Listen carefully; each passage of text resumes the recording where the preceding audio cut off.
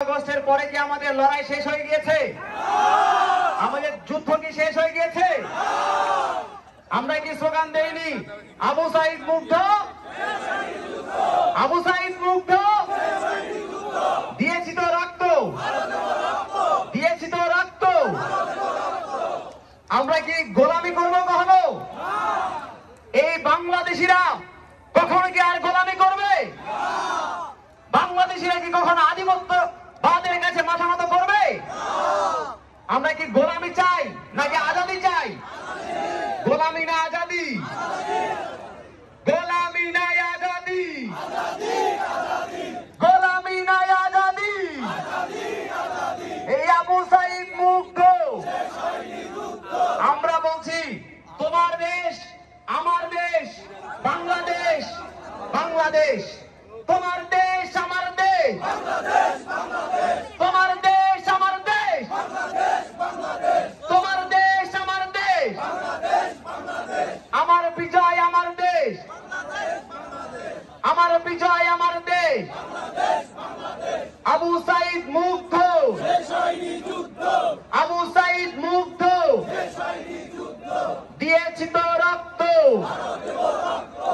এই বাংলাদেশে গত 53 বছরে আমরা দেখেছি যারা ক্ষমতার কাছে যায় তারা জনতাকে ভুলে যায়। আমরা কি ক্ষমতা চাই নাকি জনতা চাই? ক্ষমতা না জনতা,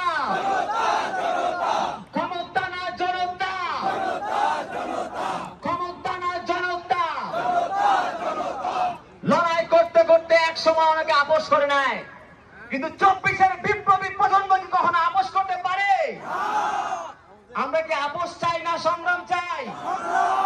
আপোষটা সংগ্রাম, এই আপোষটা সংগ্রাম। আমরা কি দালালি করব নাকি রাজপথে আমাদের ঠিকানা?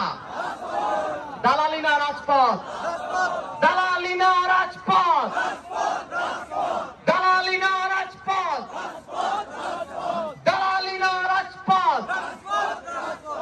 এই বাংলাদেশে আমরা বলেছিলাম আমরা কোনো কোটা চাই না, আমরা মেধাভিত্তিক বাংলাদেশ চাই, আমরা কোটার বাংলাদেশ চাই না, বৈষম্যের বাংলাদেশ চাই না।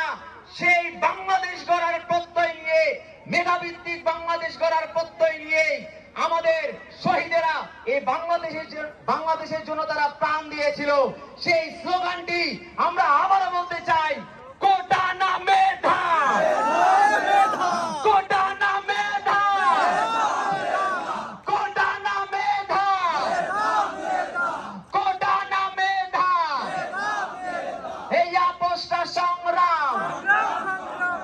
ইনকিলাব, ইনকিলাব, জিন্দাবাদ, জিন্দাবাদ, ইনকিলাব, ইনকিলাব।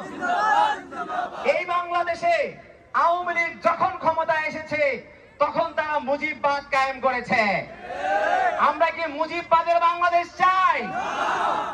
আমরা জুলাই বিপ্লবের আকাঙ্ক্ষার বাংলাদেশ বিনির্মাণ করার জন্য কাজ করছি, লড়েছি, সামনেও লড়ে যাব ইনশাআল্লাহ।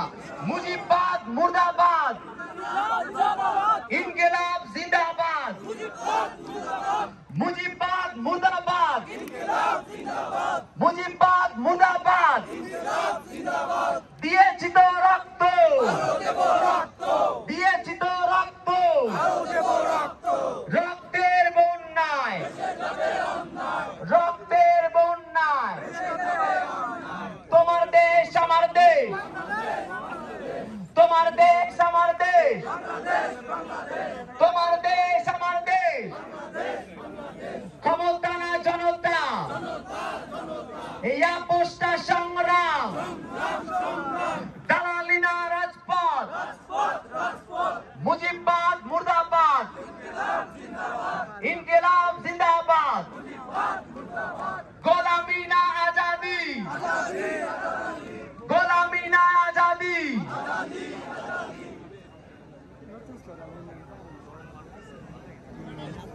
আমরা অনুরোধ করব জুলাই গণঅভ্যুত্থানের আহত সহযোদ্ধা যারা আজকে এখানে এসেছেন, আমরা অনুরোধ করছি আপনারা এখানে আসন গ্রহণ করুন।